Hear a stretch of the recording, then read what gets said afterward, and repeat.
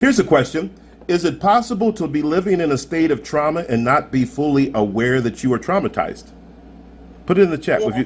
you, okay, very good. I heard you unmute yourself.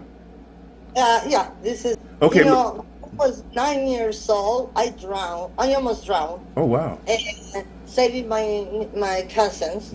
And for years and years and years, every time I got in the swimming pool, in the bathtub, I always felt like I was suffocating.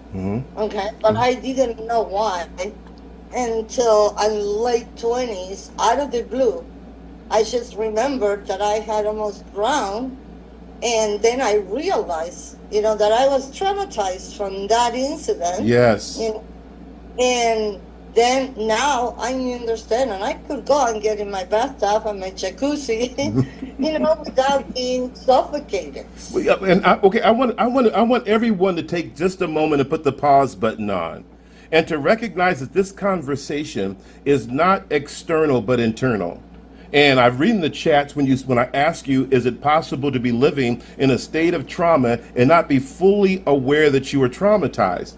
And I'm seeing yes, big time. This is a conversation where you get to put the pause button on and actually think about something that you may not have had time for during your day. Am I living in trauma right now, and at what level? Because we have learned, I guarantee you, to carry it so well that we don't visit to find out how it's impacting us. Yes, because traumatized people go into shock. I'm in the right audience.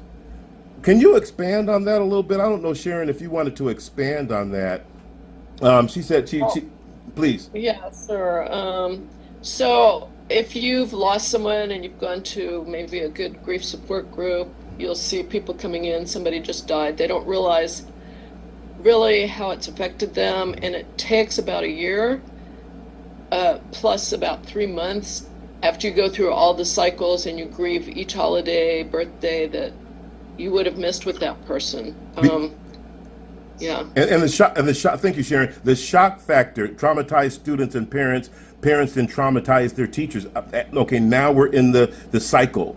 When you're in shock, ladies and gentlemen, and you don't know what shock feels like, and you're walking around having to smile and conduct your day normally, and you don't know that your entire system is functioning in paralysis. If you're not taking the time like we're doing right now to do an internal investigation, it keeps getting buried farther and farther down, right? Here's an interesting statistic. Only 36% of people are aware of their emotions at the time they are happening. Now, that means 64% of us are walking around unaware of our emotions at the time they're happening.